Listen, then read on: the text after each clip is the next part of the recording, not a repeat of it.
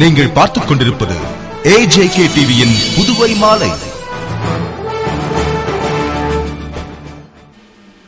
வணக்கம். புதுவையில் +2 பொதுத் தேர்வுகள் இன்று துவங்கியது.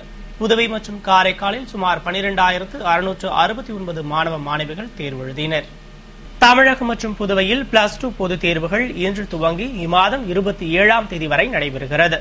புதுவையில் 91 அரசு மற்றும் தனியார் பள்ளிகளைச் சேர்ந்த 10,768 மாணவ மாணவிகளும், காரைக்காலில் 16 பள்ளிகளைச் சேர்ந்த 1,901 மாணவ மாணவிகளும் தேர்வு எழுதினர். மொத்தம் 107 பள்ளிகளைச் சேர்ந்த 12,669 மாணவ மாணவிகள் தேர்வு எழுதுவதற்காக புதுவையில் 24 மையங்களும், காரைக்காலில் 6 மையங்களும் அமைக்கப்பட்டுள்ளன. சுமார் 900 தேர்வு மைய மேற்பார்வையாளர்கள் கண்காணிப்பு பணியில் ஈடுபடுத்தப்பட்டுள்ளனர். மேலும் தேர்வு மையங்களில் முறைகேடுகளை தடுக்கும் வகையில் புதுவையில் 6 பறக்கும் படைகள் ஆய்வு மேற்கொண்டனர். இதனிடையே முறைகேடுகளில் ஈடுபடும் பள்ளிகளின் அங்கீகாரம் ரத்து செய்யப்படும் என எச்சரிக்கை விடப்பட்டுள்ளது. புதுவை உழவர்கரை தொகுதியில் ஸ்மார்ட் கார்டு வழங்கும் பணியினை அமைச்சர் பன்னீர்செல்வம் துவக்கி வைத்தார். புதுவை முழுவதும் ரேஷன் கார்டுகளுக்கு பதிலாக ஸ்மார்ட் கார்டு வழங்கப்பட்டு வருகிறது. முறைகேடுகளை தவிர்க்கும் வகையில் கைரேகை உள்ளிட்ட விவரங்கள் அடங்கிய ஸ்மார்ட் கார்டு வழங்கும் நிகழ்ச்சி உழவர்கரை தொகுதிக்குட்பட்ட உழவர்கரை மடத்து வீதியில் உள்ள ரேஷன் கடையில் நடைபெற்றது. இதில் சிறப்பு விருந்தினராக அமைச்சர் பன்னீர்செல்வம் கலந்து கொண்டு பயனாளிகளுக்கு ஸ்மார்ட் கார்டு வழங்கி திட்டத்தை துவக்கி வைத்தார்.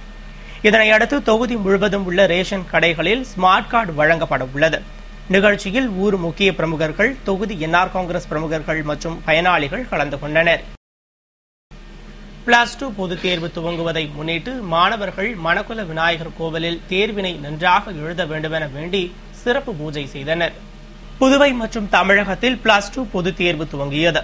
தேர்வுக்கு முன்னதாக பொதுத் தேர்வு எழுதும் மாணவ மாணவிகள் தங்கள் பெற்றோருடன் மணக்குள விநாயகர் கோவிலுக்கு சென்று தேர்வில் நல்ல மதிப்பெண்கள் பெற்று வெற்றி பெற வேண்டும் என சிறப்பு பூஜைகள் செய்து வழிபட்டனர். தேர்வு எழுதும் மாணவர்கள் தாமதமின்றி வழிபாடு செய்து தேர்வு எழுத காலத்தோடு செல்ல வேண்டும் என்ற நோக்கில் கோவில் நிர்வாகம் அவர்கள் விரைந்து பூஜை செய்ய ஏதுவாக சிறப்பு ஏற்பாடுகளை செய்திருந்தது. எனவே ஏராளமான மாணவர்கள் வரிசையில் நின்று சுவாமி தரிசனம் செய்து விநாயக பெருமானின் அருளை பெற்று மன நிறைவோடு தேர்வு எழுத சென்றனர். புதுவை திராவிட முன்னேற்றக் கழக வழக்கறிஞர் அணி சார்பில் திமுக பொருளாளர் ஸ்டாலின் பிறந்தநாளை முன்னிட்டு பொதுமக்களுக்கு இனிப்பு வழங்கப்பட்டது. திராவிட முன்னேற்றக் கழக பொருளாளர் ஸ்டாலின் பிறந்தநாள் விழா புதுவை முழுவதும் கழக நிர்வாகிகளால் சிறப்பாக கொண்டாடப்பட்டது. அதன்படி புதுவை மாநில வழக்கறிஞர் அணி சார்பில் முத்தியால்பேட்டை சின்ன மணிக்கூண்டு அருகில் வழக்கறிஞர் அணி அமைப்பாளர் முத்துவேல் தலைமையில் வழக்கறிஞர்கள் அமாவாசை, திருமாவளவன், லோக கணேசன், பரிமணம், சந்தோஷ்குமார், தமிழ் பிரியன், முருகசாமி, திலீப் ஆகியோர் முன்னிலையில் கொண்டாடப்பட்டது. விழாவினை முன்னிட்டு வழக்கறிஞர் அணி சார்பில் பொதுமக்களுக்கு இனிப்புகள் வழங்கப்பட்டு ஸ்டாலின் மணி விழாவை உற்சாகமாக கொண்டாடினர். புதுவை உயர்கல்வி இயக்குநர் பன்னீர்செல்வத்திற்கு பணி நிறைவு பாராட்டு விழா உயர்கல்வி இயக்குநரகம் சார்பில் நடைபெற்றது.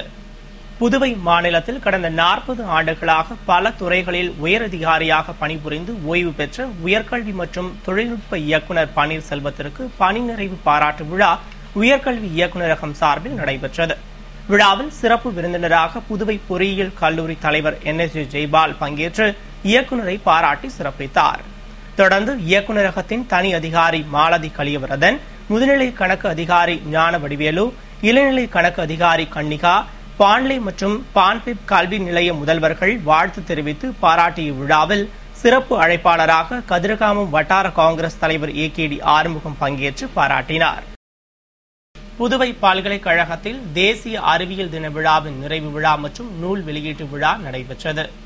புதுவை பல்கலைக்கழக கலாச்சார அரங்கில் தேசிய அறிவியல் தின விழாவின் நிறைவு விழா இந்திய அறிவியல் மாநாட்டு சங்கம் மற்றும் அறிவியல் இயக்கம் சார்பில் நடைபெற்றது. விழாவில் சிறப்பு அழைப்பாளர்களாக நுண் தகவலியல் துறை தலைவர் பிரியா தாவித், சென்னை நியூ காலேஜ் நுண் தொழில்நுட்ப கல்லூரி தலைவர் சுல்தான் அகமது இஸ்மாயில், கடலூர் கிருஷ்ணசாமி மேல்நிலைப் பள்ளி முதல்வர் ஆயிஷா நடராஜ் ஆகியோர் பங்கேற்று விழா மலரினை வெளியிட்டு பல்வேறு போட்டிகளில் வெற்றி பெற்றவர்களுக்கு பரிசுகள் வழங்கி பாராட்டினர். நிறைவில் பொருளாளர் சுந்தரேசன் நன்றி கூறிய விழாவில் பேராசிரியர்கள் மற்றும் மாணவ மாணவிகள் கலந்து கொண்டனர். கோரிக்கைகளை வலியுறுத்தி மத்திய கலால் மற்றும் சேவை வரித்துறை கண்காணிப்பு கூட்டமைப்பு சார்பில் தர்ணா போராட்டம் நடைபெற்றது. புதுவை மத்திய கலால் மற்றும் சேவை வரித்துறை கண்காணிப்பு கூட்டமைப்பு சார்பில் பதவி உயர்வு சம்பந்தமாக உச்சநீதிமன்றம் பிறப்பித்த ஆணையை உடனடியாக நிறைவேற்றிட வேண்டும், பணிக்காலத்தில் குறைந்தது 4 கட்ட பதவி உயர்வினை வழங்கிட வேண்டும், பதவி உயர்வில் உள்ள ஏற்றத்தாழ்வுகளை நீக்கிட வேண்டும், ஊதியத்தில் உள்ள முரண்பாடுகளை நீக்கிட வேண்டும் உள்ளிட்ட கோரிக்கைகளை வலியுறுத்தி துணைத் தலைவர் பொன்னுச்சாமி மற்றும் செயற்குழு உறுப்பினர் உத்தராபதி முன்னிலையில் தர்ணா போராட்டத்தில் ஈடுபட்டனர். கோரிக்கைகள் நிறைவேறாவிட்டால் நாடு முழுவதும் உள்ள அதிகாரிகள் அனைவரும் மத்திய அரசின் போக்கினை கண்டித்து வரும் ஏப்ரல் 30ஆம் தேதி ராஜினாமா கடிதம் கொடுக்க இருப்பதாக தெரிவித்துள்ளனர். மத்திய கலால்துறை சேவை வரித்துறையில் கண்காணிப்பாளராக நாங்கள் சேவை புரிந்து வருகிறோம். நாங்கள் கடந்த 18-20 வருடமாக எந்த பதவி உயர்வு இல்லாமல் கஷ்டப்பட்டு வருகிறோம். எங்களுடைய மத்திய அரசினுடைய அனைத்து இதர துறைகளில் உள்ள அதிகாரிகள் தன்னுடைய பணிக்காலத்தில் 4 கட்ட பதவி ப்ரமோஷன்கள் அடைகிறார்கள்.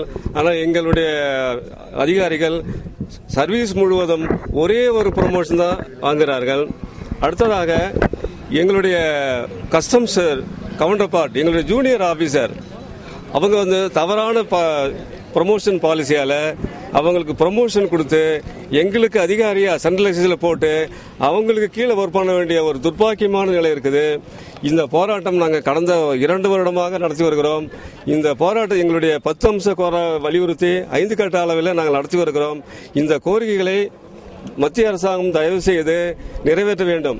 அப்படி நிறைவேற்றவில்லை என்றால் வருகின்ற 30ஆம் தேதி நாடு முழுவதும் உள்ள எங்களுடைய அதிகாரிகள் ஒட்டுமொத்த ராஜினாமா கொடுத்து எங்களுடைய எதிர்ப்பை தெரிவிப்பது தவிர வேறு வழியில்லை என்று இதன் மூலம் தெரிவித்துக் கொள்கின்றோம்.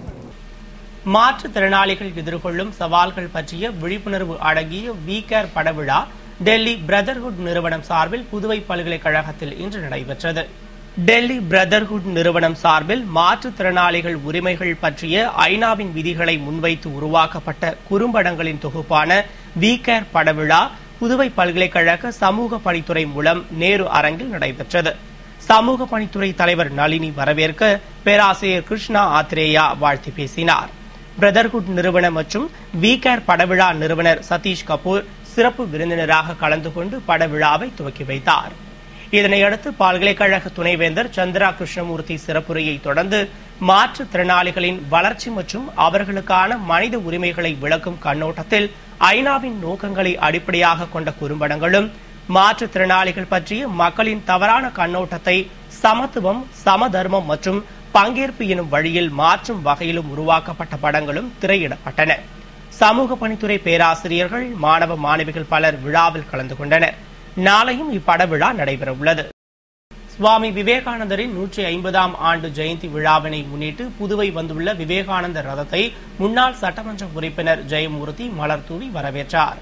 சுவாமி விவேகானந்தரின் 150ஆம் ஆண்டு பிறந்தநாள் விழாவினை முன்னிட்டு விவேகானந்தரின் கொள்கைகள், தேசபக்த சிந்தனைகளை கிராமந்தோறும் சென்று பரப்பும் வண்ணம் விவேகானந்தர் ரதம் கடந்த ஜனவரி மாதம் 12ஆம் தேதி துவங்கி பல்வேறு இடங்களுக்கு சென்று மக்களிடையே விழிப்புணர்வை ஏற்படுத்தி வருகிறது. அதன்படி புதுவை வந்துள்ள விவேகானந்தர் ரதத்தை அரியாங்குப்பத்தில் முன்னாள் சட்டமன்ற உறுப்பினர் ஜெயமூர்த்தி மலர்தூவி வரவேற்று விவேகானந்தரின் தேசபக்த சிந்தனைகள் குறித்து உரையாற்றினார். தொடர்ந்து பல்வேறு பள்ளிகளைச் சேர்ந்த மாணவ மாணவிகள் மலர்தூவி வரவேற்றனர். புதுவை பாரதிதாசன் அரசு மகளிர் கல்லூரியில் மனையியல் துறையின் முதுநிலை மற்றும் ஆராய்ச்சி படிப்பிற்காக ஊட்டச்சத்து மற்றும் தொற்று அல்லாத நோய்களுக்கான சிறப்பு சொற்பொழிவு நடைபெற்றது. புதுவை முத்தியால்பேட்டை பாரதிதாசன் அரசு மகளிர் கல்லூரியில் மனையியல் துறையின் முதுகலை மற்றும் ஆராய்ச்சி படிப்பிற்காக ஊட்டச்சத்து மற்றும் தொற்று அல்லாத நோய்களுக்கான சிறப்பு சொற்பொழிவு கல்லூரி முதல்வர் வரலட்சுமி தலைமையில் நடைபெற்றது. துறை தலைவர் ராஜி சுகுமார் வரவேற்று பேசிய நிகழ்ச்சியை சிறப்பு அழைப்பாளராக பெரியார் பல்கலைக்கழகத்தின் அறிவியல் மற்றும் ஊட்டச்சத்து துறை தலைவர் நாசினி பங்கேற்று நீரிழிவு நோயில் ஊட்டச்சத்து மருந்துகளின் பங்கு என்பது குறித்தும், இந்திய மருத்துவ குழுவின் விஞ்ஞானி முனைவர் ரவீந்திர சிங் உணவு, மரபணு மற்றும் சுற்றுச்சூழல் இடையிலான தொடர்புகள் குறித்தும் விளக்கினர். நிறைவில் துணை பேராசிரியர் அலமேலு மங்கை நன்றி கூறினார். புதுவை திருக்கனூரில் போலீசாரை கண்டித்து வியாபாரிகள் கடையடைப்பு மற்றும் உண்ணாவிரத போராட்டத்தில் ஈடுபட்டனர். புதுவை திருக்கனூர் அடுத்த சுத்துக்கேணியில் கடந்த 14ஆம் தேதி இரு பிரிவினரிடையே மோதல் ஏற்பட்டு கலவரமாக மாறிய பிரச்சனையில் போலீசார் 125 பேர் மீது வழக்கு பதிவு செய்தனர். இதனை கண்டித்து ஒரு பிரிவினர் திருக்கனூர் கடைவீதியில் ஆர்ப்பாட்டத்தில் ஈடுபட்டதை அடுத்து கடந்த 26ஆம் தேதி வன்கொடுமை சட்டத்தின் கீழ் திருக்கனூரைச் சேர்ந்த பலர் மீது வழக்கு பதிவு செய்யப்பட்டது.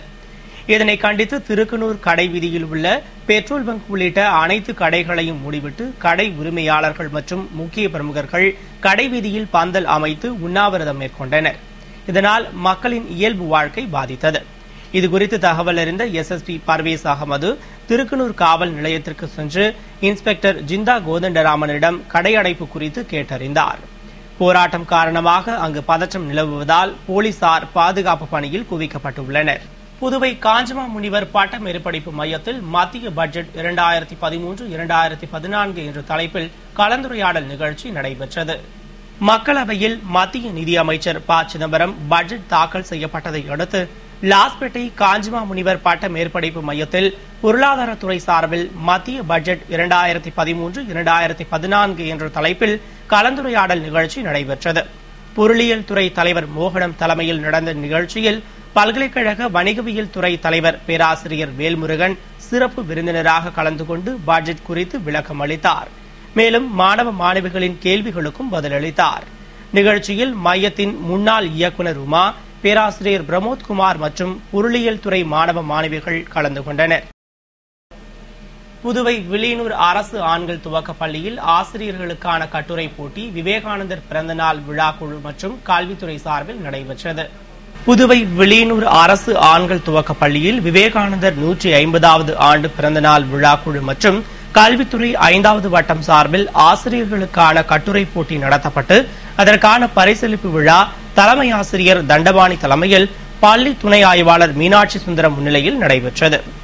விழாவில் சிறப்பு அழைப்பாளர்களாக விழாக்குழு மாநில அமைப்பாளர் கார்த்திகேயன், செயற்குழு உறுப்பினர் ஜோசப் ராமானுஜதாசன் ஆகியோர் கலந்து கொண்டு முதல் 3 இடங்களை பிடித்து வெற்றி பெற்ற ஆசிரியர்களுக்கு பரிசுகள் வழங்கி பாராட்டினர். இறுதியில் தலைமை ஆசிரியை மதி நன்றி கூறினார். இத்துடன் செய்திகள் நிறைவடைந்தன. வணக்கம்.